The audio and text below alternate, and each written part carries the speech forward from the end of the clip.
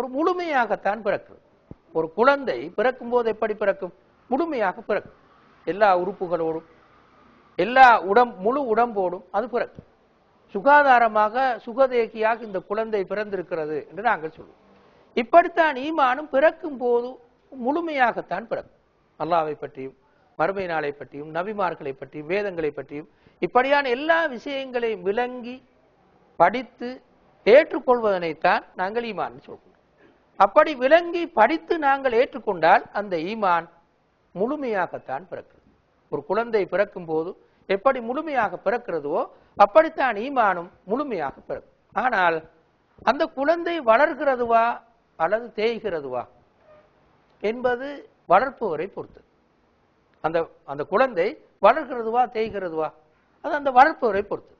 சரியான உணவுப் பொருட்களை கொடுத்து நன்கு கவனித்து வளர்த்தால் அந்த பிள்ளை வளர்ந்து கொண்டு செல்லும். ஊட்டசக்தி உள்ள உணவுப் பொருட்களை கொடுக்காமல் சரியாக அந்த பிள்ளையை பராமரிக்காமல் விட்டால் அந்த பிள்ளை மெலிந்து கொண்டு போய் இறுதியில் மரணிக்கக்கூடிய சூழ்நிலையை கூட உருவாகும். முழுமையாக இப்படித்தான் ஒருவர் ஈமான் அவருடைய உள்ளத்திலே உருவாக்கிவிட்டால் அது வளருவதும் தேய்ந்து போவதும் அவரை பொறுத்தது. அவர் அந்த ஈமானை வளர்க்கின்ற முயற்சிகளில் ஈடுபடுகின்றாரா, எவ்வாறு அந்த முயற்சிகளில் அவர் ஈடுபடுகின்றார், அதே போன்று அவர் அந்த ஈமான் தான் கொண்ட ஈமானுக்கு மாற்றமான செயல்களில் ஈடுபடுகின்றாரா, இந்த இரண்டு நிலைகளை பொறுத்துதான் ஈமான் ஒன்று வளர்ந்து பெரிதாகும் சக்தி பெற்றதாக மாறும் அல்லது ஈமான் பலவீனப்பட்டு இல்லாமல் போகும். இந்த ரெண்டில் ஒரு நிலைக்கு வருவது அவரை பொறுத்து. எனவே ஒருவர் முதலாவது செய்ய வேண்டிய வேலை என்னுடைய ஈமான் ஏற்கனவே நாங்கள் சொன்னது போன்று விழிப்பு நிலையில் காணப்படுகின்றதுவா, அந்த விழிப்பு நிலையை ஏற்படுத்துவதற்கு நான் என்ன செய்ய வேண்டும் என்பதனைத்தான் ஒரு முஸ்லிம் முதலாவதாக சிந்திக்க வேண்டும். எனவே எவ்வாறு விழிப்பு நிலையை ஏற்படுத்தலாம்? அதன் ஆரம்ப கட்டமாகத்தான் நாங்கள் இறை பயத்தையும் தௌபாவையும் சொல்வோம். ஒருவருடைய மனதில் இறை பயத்தை ஏற்படுத்த வேண்டுமாக இருந்தால்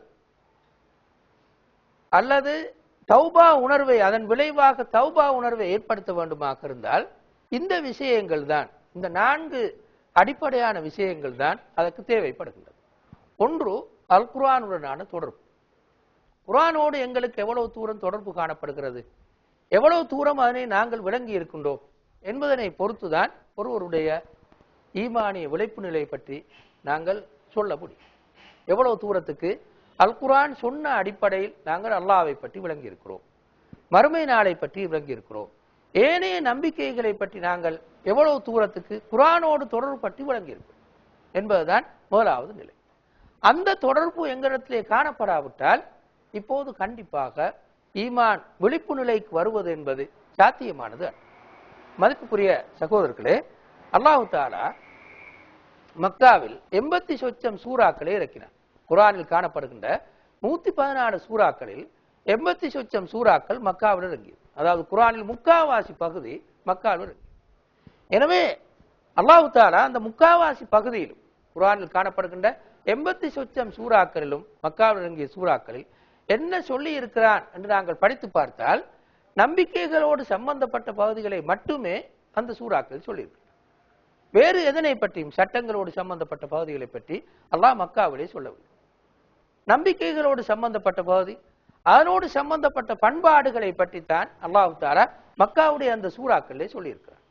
13 வருஷ காலமாக அல்லாஹ் திருப்பி திருப்பி அதனையே சொல்லி வந்திருக்கிறார். 80 சொச்சம் சூறாக்கள் 13 வருட காலம். இந்த 13 வருட காலமும் 80 சொச்சம் சூறாக்கள் ஊடாகவும் அல்லாஹ் தஆலா சஹாபாக்களுக்கு மத்தியில், அந்த மக்காவிலே வாழ்ந்த மக்களுக்கு மத்தியில், ரசூலுல்லாவை ஏற்றுக்கொண்டவர்களுக்கு மத்தியில் ஈமானுடைய விழிப்பு நிலையை தோற்றுவிப்பதற்காக முயற்சி செய்தார். இந்த 13 வருஷ காலம் நாங்கள் குர்ஆனோடு என்ன தொடர்பு வைத்திருக்கிறோம், எவ்வளவு கால தொடர்பு வைத்திருக்கிறோம், அதனோடு உள்ள தொடர்பு ஒரு குருட்டுத்தனமான தொடர்பா அல்லது அறிவு ரீதியான தொடர்பு? எங்களில் அதிகமானவர்கள் குர்ஆனோடு ஒரு குருட்டுத்தனமான தொடர்பைத்தான் வைத்திருக்கிறோம். அதாவது வசனங்களை ஓதுவோம்.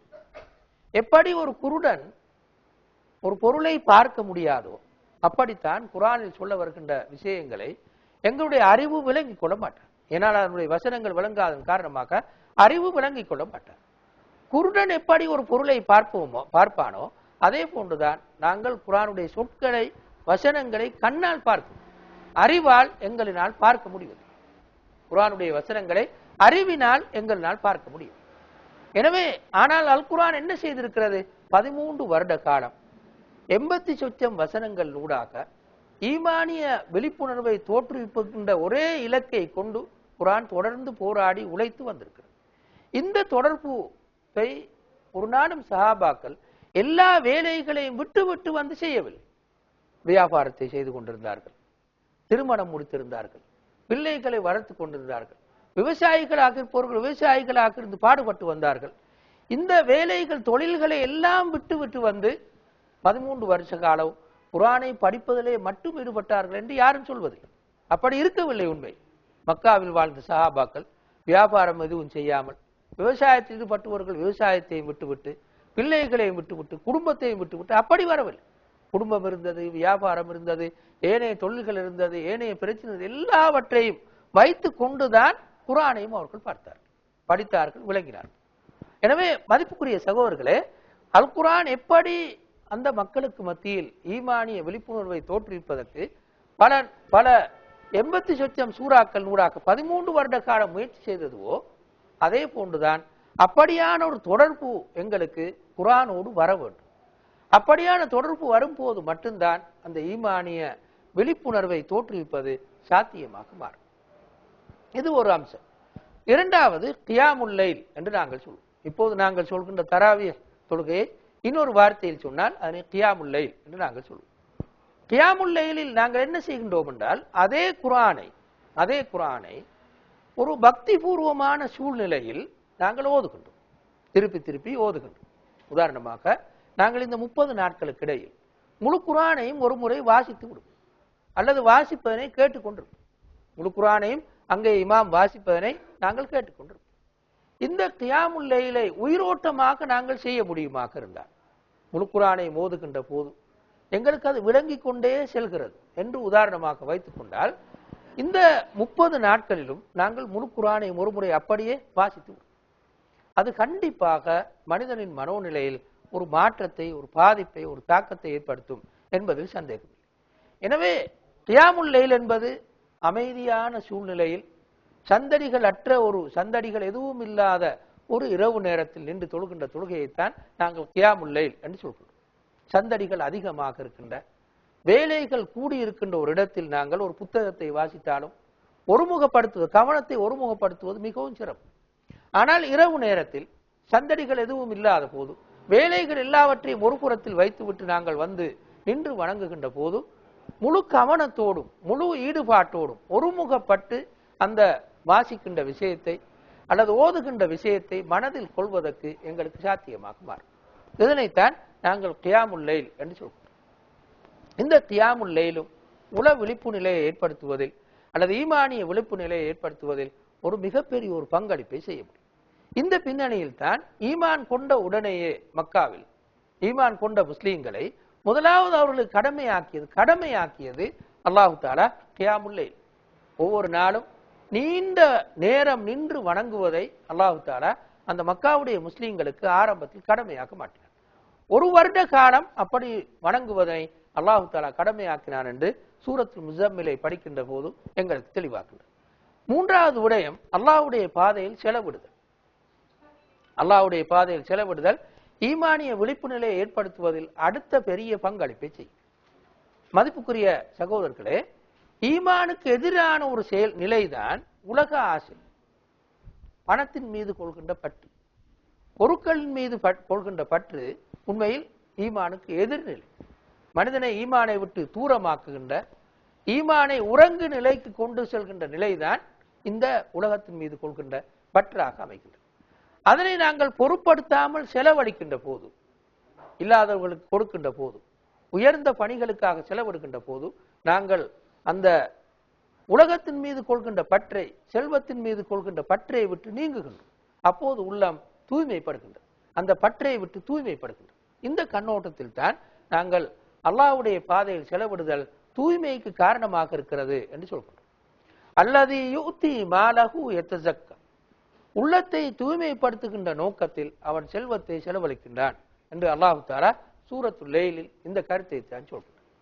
ஜக்காத்தை அறவிடுகின்ற போதும் அல்லாஹ் அந்த ஜக்காத் கடமையாக்குவதற்கான காரணத்தை சொல்கின்ற போது உள தூய்மையை ஒரு காரணமாக சொல்கின்றார்.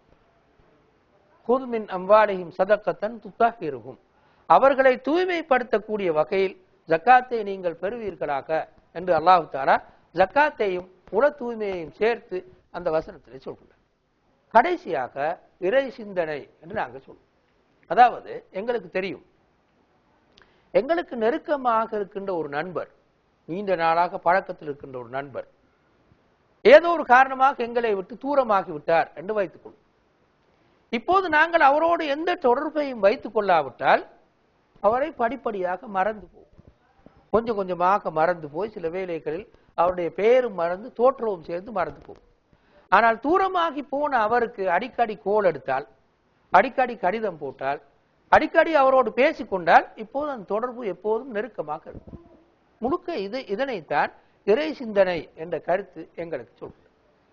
அல்லாஹ்வை ஒரு முறை ஈமான் கொள்வதோடு முடித்து கொண்டால் அப்போது ஒரு நாளும் இறை நினைவு, இறை பயம் உள்ளத்தில் நிலைக்க மாட்டார். இடைக்கிடை அல்லாஹ்வை பற்றிய சிந்தனை எங்களுக்கு இருந்தால்தான் அல்லாஹ்வுடனான தொடர்பும் பசுமையாக எங்களிடத்திலே காணப்படும். ஒரு நாளைக்கு ஒரு 5 நிமிஷம், ஒரு 10 நிமிஷம் அல்லாஹ்வை பற்றி சிந்திப்பதற்காக மட்டும் ஒரு மனிதன் ஒதுக்க முடியுமாக்கிறது.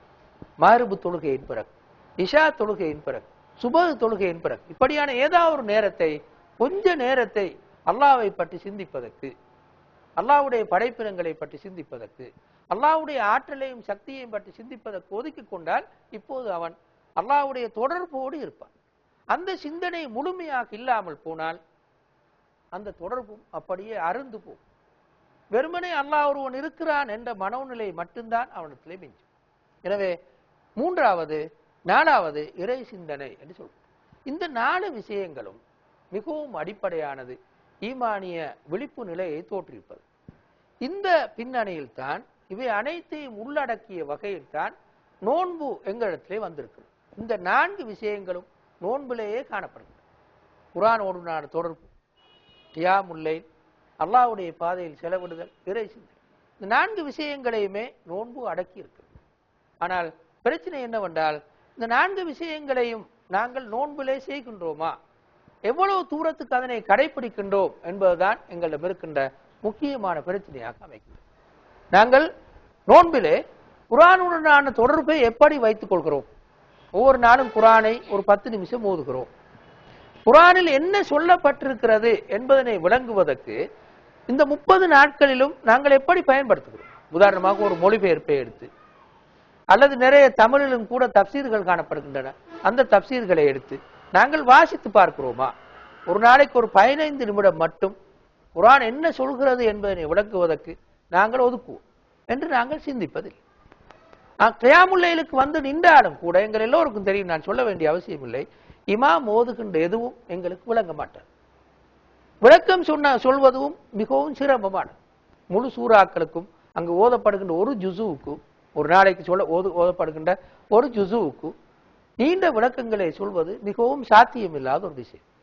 எனவே இந்த வகையில் தான் கியாமுல் லைலில் ஓதுகின்ற குர்ஆனையோ அல்லது தனியாக ஓதுகின்ற குர்ஆனையோ நாங்கள் பயன்படுத்துவதில்லை. எங்களுக்கு குர்ஆனோடுனான தொடர்பு ஒரு குருட்டுத்தனமான தொடர்பாக மட்டும்தான் கண்டிப்பாக காணப்படுகிறது. எனவே மதிப்புக்குரிய சகோதரர்களே, நோன்புடைய இந்த ஆரம்ப நாட்களில் நாங்கள் ஒரு திட்டமாக போட்டுக்கொள்ள வேண்டும். இந்த 30 நாள் அல்லது 29 நாள் அல்லது 5 நாள் போய்விட்டது, இன்னும் ஒரு 25 24 நாட்கள் மட்டும்தான் இருக்கிறது. இந்த குறிப்பிட்ட 24 நாட்களில் குர்ஆனுடனான தொடர்பை நான் இப்படி பேணிக் கொள்ள வேண்டும். இந்த குறிப்பிட்ட தப்சீரை வாங்கி கொஞ்சம் கொஞ்சமாக நான் வாசிக்க வேண்டும். அதனை நோன்பில் ஆரம்பிப்பேன். நோன்பில் இந்த பகுதியை நான் முடிப்பேன். உதாரணமாக ஜுசு அம்மவையும் ஜுசு தபாரக்கை மட்டும் வாசித்து முடிப்பேன் என்று முடிவுக்கு வருவேன். அல்லது இன்னொரு பகுதியை வாசித்து முடிப்பேன் என்று முடிவுக்கு வருவேன். அப்போதுதான் குர்ஆனுடனான தொடர்பு உண்மையான தொடர்பாக மாறும். நோன்பின் பிறகும் அந்த பழக்கத்தை நாங்கள் விடாமல் கொண்டு செல்ல முடியுமாக இருந்தால் இப்போது கண்டிப்பாக ஈமானிய விழிப்புணர்வு தோன்றுவது ஏதோ ஒரு கட்டத்தில் சாத்தியமாக மாறும். அப்படி குர்ஆனுடைய விளக்கத்தை வாசித்துக் கொண்டே நாங்கள் செல்லும் போது எங்காவது ஒரு இடத்தில் மனதில் தைக்கின்ற ஒரு வசனம் மனதில் படுகின்ற 2-3 வசனங்கள் கண்டிப்பாக அங்கு வரும். ஷேக் குத்துப் அவர்கள் சொல்வது போன்று ஈமானிய விழிப்புணர்வு எப்படி தோன்றும் என்றால் ரேடியோவில் ஸ்டேஷன் பிடிப்பது போன்று. எங்களுக்கு குறிப்பிட்ட ஸ்டேஷன் எது என்று தெரியாது. இப்ப நாங்க சுத்தி சுத்தி இருப்போம், ஸ்டேஷன் எங்கேயும் தேடி தேடி இருப்போம். திடீரென்று பிடிப்பாடு, இங்கோ தேடிக்கொண்டிருப்போம், திடீரென்று பிடிப்பாடு. இதே போன்றுதான் ஒருவர் குரானை ஓதிக்கொண்டே செல்கின்ற போது அல்லது குரானுடைய வசனங்களுக்கான விளக்கத்தை வாசித்துக் கொண்டே செல்கின்ற போது எங்காவது ஒரு இடத்தில் வைத்து அவருடைய மனதை தாக்கக்கூடிய வகையில், அவருடைய மனதை தைக்கின்ற வகையில், மனதில் ஒரு சொக்கை ஏற்படுத்துகின்ற வகையில் 2 வசனங்கள் 3 வசனங்கள் அவருக்கு பட்டால் அவருடைய ஈமான் அன்றிலிருந்து விழிக்க துவங்கும். அவர் தொடர்ந்து அந்த நிலையில் செல்வாராக இருந்தால் ஈமானிய விழிப்பு நிலைக்கு அவர் வருவார். வந்து சேர்ந்தால் அடுத்த பகுதிகள் அவருக்கு சரியாக்குவார். கியாமுல் லைல் சரியாக்குவார். இறை பாதையில் செலவிடுதல் அவரிடத்திலே உருவாக்க துவங்கும். பிறகு இறை சிந்தனை படிப்படியாக உருவாக்க துவங்கும். உங்களுக்கு தெரியும், அல்லாஹு தஆலா அல்லாஹ்வை பற்றி சொல்லாத ஆயத்து சூரா குர்ஆனில் கிடையாது. எல்லா சூறாக்களிலும் அல்லாஹ்வை பற்றி ஏதாவது குர்ஆனில் சொல்லப்பட்டிருக்கு. மறுமை நாளை பற்றி சொன்ன சூறாக்கள் குர்ஆனிலே நிறைய இருக்கிறது, 100 கணக்கில் இருக்கிறது. எனவே குர்ஆனை படிக்கின்ற போது மறுமை நாளின் காட்சிகளை நாங்கள் பார்ப்போம். நரகத்துடைய காட்சிகளை பார்ப்போம், சொர்க்கத்துடைய காட்சிகளை பார்ப்போம். அந்த காட்சிகள் மனப்பதிவாக இருக்கு, மனப்பதிவாக மாறும். நாங்கள் அதனை பொருளை வாசித்துக் கொண்டு சென்றால் சொர்க்கத்துடைய காட்சி நரகத்துடைய காட்சி எங்களை அறியாமலே மனப்பதிவாக மாறும். அதே போன்று அல்லாஹ்வை பற்றி சொல்லக்கூடிய விஷயங்களும் எங்களுடைய மனப்பதிவாக படிப்படியாக மாறத்தோம். இந்த மனப்பதிவு தான் அந்த உள விழிப்பு நிலையை எங்களுக்கு மத்தியில் கண்டிப்பாக தோற்றுவிக்கும். எனவே மதிப்புக்குரிய சகோதரர்களே, இந்த பின்னணியில் தான் நாங்கள் குர்ஆனுடனான தொடர்பை இந்த நோன்பு கால பிரிவில் இப்படி உயிரோட்டமாக வைத்துக் கொள்வது எவ்வாறு என்று கண்டிப்பாக திட்டமிட வேண்டும். இதே போன்றுதான் கியாமுல் லைல் நாங்கள் பள்ளியிலே தொழுகிறோம். பள்ளியில் தொழுவது போன்று வீட்டிலும் ஒரு பகுதியை நாங்கள் ஒதுக்கிக் கொள்வோம்.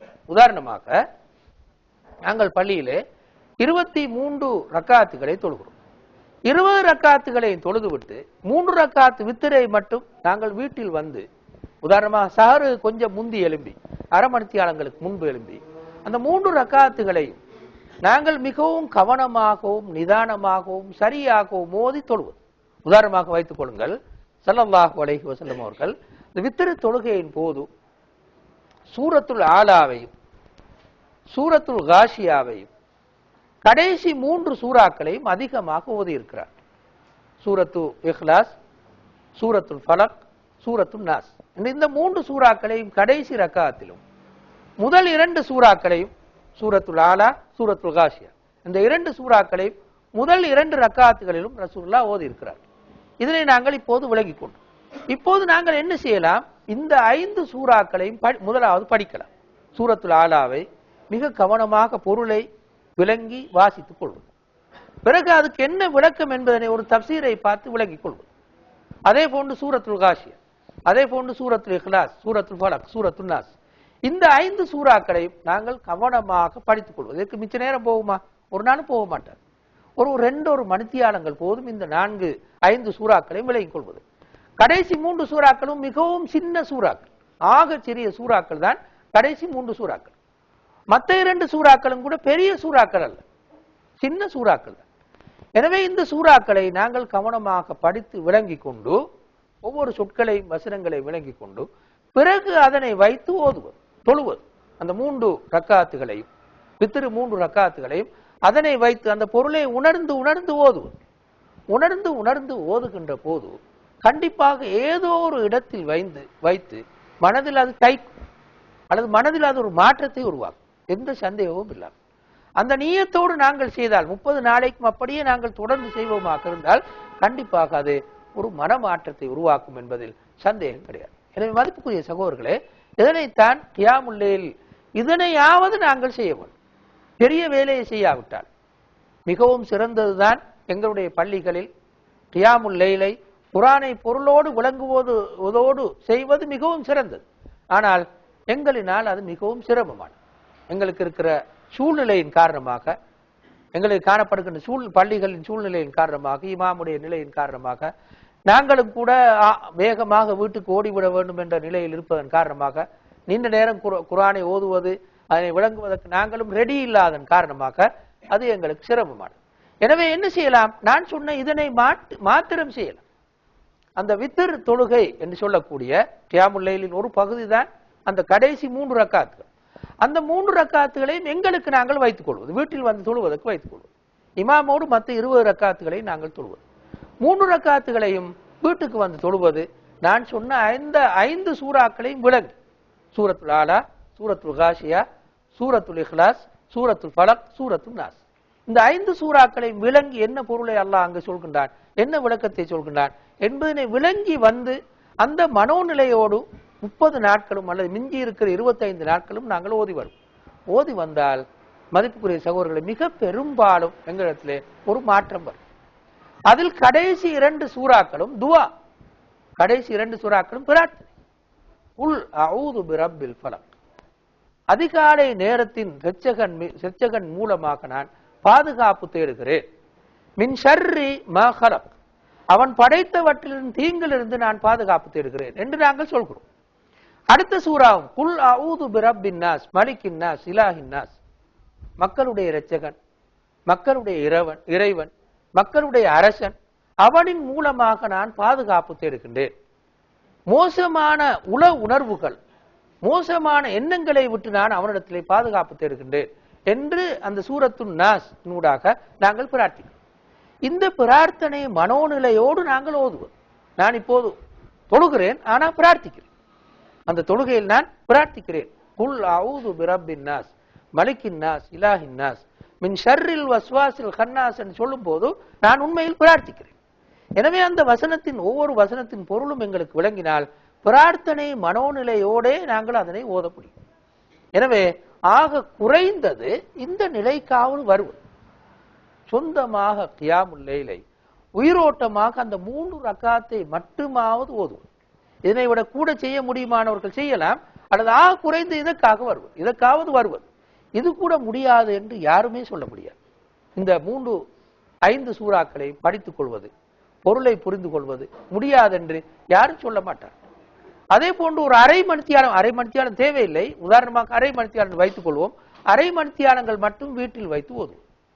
உதாரணமாக சொல்லுங்கள், நாங்கள் 4 அறைக்கு சாப்பிட்டு எல்லாம் முடிப்பதாக இருந்தால், அல்லது நாளைய காலுக்கு தொழுவது, அந்த சாப்பிட துவங்குவதாக இருந்தால் 3:45 எழும்பி தொழுது இப்படி நாங்கள் செய்ய முடியுமாக இருந்தால் கண்டிப்பாக அது எங்களிலே பாதிப்பை ஏற்படுத்தும் என்பதில் சந்தேகமில்லை.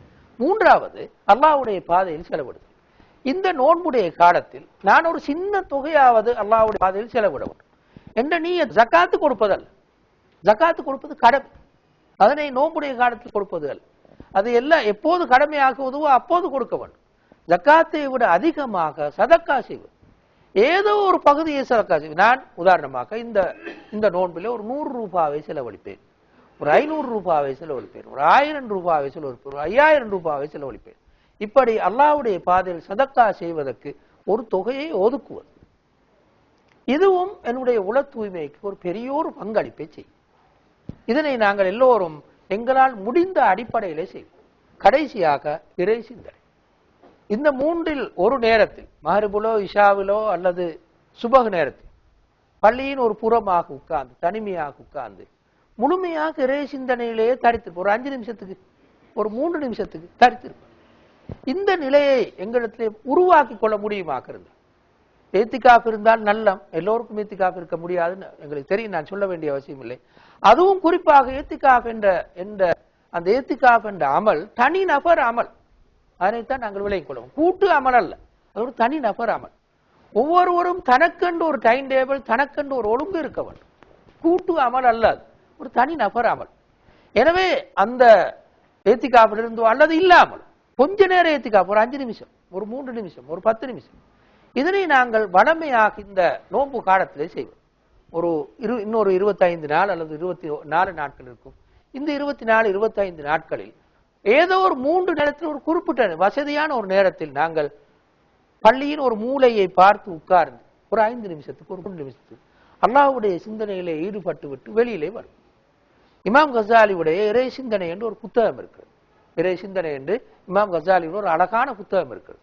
முடியுமாக இருந்தால் இதனை துவங்குவதற்கு முன்னால் அந்த புத்தகத்தை வாசித்து பார்ப்போம். தமிழிலே இருக்கிறது, இறை சிந்தனை ஒரு புத்தகம் இருக்கும், கடைகளில் வாங்க முடியுமா? அந்த புத்தகத்தை ஒரு 2 நாள்ல வாசி முடிக்கலாம். பெரிய ஒரு புத்தகம் அல்ல, ஒரு சின்ன ஒரு புத்தகம், யாரும் விளங்கக்கூடிய ஒரு புத்தகம், கடினமான சொற்பிரயோகங்கள் ஒன்றுமே அதில் கிடையாது, இலகுவாக விளங்கக்கூடிய ஒரு புத்தகம். அந்த புத்தகத்தை கவனமா ஒரு முறை வாசிப்பது. வாசித்து விட்டு நாங்கள் இறை சிந்தனையில் ஈடுபட்டால் இந்த 4 விஷயங்களையும் எங்களால் இந்த நோன்புடைய காலத்தை பயன்படுத்தி செய்ய முடியுமாக இருந்தால் அல்லாஹ் சொன்ன லஅல்லகும் தத்தகூன், நீங்கள் தக்குவா உள்ளவர்களாக மாறலாம் என்று அல்லாஹ் சொன்னானே, அதனை சாதித்து கொள்ள முடியும். நான் இப்போது சொன்னது மிகவும் இலகுவான வேலை. நீண்ட நேர தஹஜ்ஜுத் தொழுகையை பற்றி நான் எதுவும் சொல்லவில்லை, அல்லது குர்ஆனை நீங்கள் முழுக்க படித்து முடியுங்கள் என்று சொல்லவில்லை, அல்லது நிறைய சதக்கா செய்யுங்கள் என்று சொல்லவில்லை, அது நீண்ட நேரம் இறை சிந்தனையில் ஈடுபடுங்கள் என்று சொல்லவில்லை. கொஞ்ச நேரத்தை நீங்கள் அதற்காக ஒதுக்க முடியுமாக இருந்தால் அதுவே உங்களை அல்லது எங்களை மாற்றுவதற்கு மிகவும் பெரிய காரணமாக மாறும். எனவே மதிப்புக்குரிய சகோதரர்களே, கியாமுல் லைலில் 3 ரக்காத், வித்ர் தொழுகை என்ற 3 ரக்காத், குர்ஆனை பொறுத்தவரையில் அந்த 5 சூறாக்கள் மட்டும், வித்ர் தொழுகையில் ஓதுகின்ற 5 சூறாக்கள் மட்டும், சூரத்துல் ஆலா, சூரத்துல் காஷியா, சூரத்து அன்னாஸ், சூரத்துல் ஃபலக், சூரத்துல் இக்லாஸ், இந்த 5 சூறாக்கள் மட்டும். சப்பிஹ் இஸ்ம ரப்பிக்கல் ஆலா என்று தொடங்குற சூரா, ஹல் அத்தாக்க ஹதீசுல் காஷியா என்று தொடங்குற சூரா, குல் ஹுவல்லாஹு அஹத் என்று தொடங்குற சூரா, குல் அஊது பிரப்பில் ஃபலக், குல் அஊது பிரப்பின் நாஸ், இந்த 5 சூறாக்கள். இந்த 5 சூறாக்களையும் கவனமாக படித்துக் கொள்வதும் 3 ரக்காத்தில் அதனை ஓதுவது. பித்ர் தொழுகையின் 1வது ரக்காத்தில் சூரத்துல் ஆலா, 2வது ரக்காத்தில் சூரத்துல் காஷியா, 3வது ரக்காத்தில் மற்ற 3 சூறாக்கள் ஓதுவது. இது ஒரு முடியாத காரியம் அல்ல, யாருக்குமே ஏழுமான ஒரு விஷயம். இதனை செய்வது, இதனைத்தான் நாங்கள் கியாமுல் லைல் என்று சொல்வோம். மேலதிகமாக முடியுமானவர்கள் குர்ஆனோடு தொடர்பு வைத்துக் கொள்ள முனைவர்.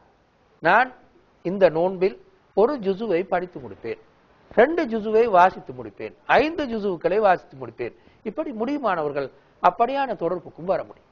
எனவே இந்த அடிப்படையில் இந்த 4 விஷயங்களையும் எங்களால் சாதிக்க முடியுமாக இருந்தாலும் கூட அல்லாஹ்வுடைய அருளினால், அல்லாஹ்வுடைய பரக்கத்தினால் எங்களுக்கு லஅல்லகும் தத்தகூன், தக்குவா உள்ளவர்களாக மாற்றுவதற்காகத்தான் நோன்பை அல்லாஹ் கடமையாக்கி இருக்கிறான் என்பதனை சாதித்துக் கொள்வது சாத்தியமாகும். ஈமானிய விழிப்பு நிலையை உருவாக்குவது சாத்தியமாக மாறும். எனவே மதிப்புக்குரிய சகோதரர்களே, இவ்வளவு நேரம் நீங்கள் கேட்டுக்கொண்டிருந்ததன் பயன்பாடு இதுதான். இதனையும் செய்ய முடியாவிட்டால் இதற்கும் கீழ் இறங்குவது எப்படி?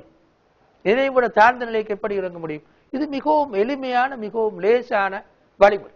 எனவே இந்த முறையை கையாண்டு ஈமானிய விழிப்பு நிலையை நாங்கள் தோற்றுவித்துக் கொள்ள வேண்டும் என்று கூறி நாங்கள் இந்த பகுதியை முடித்துக் கொள்கின்றோம்.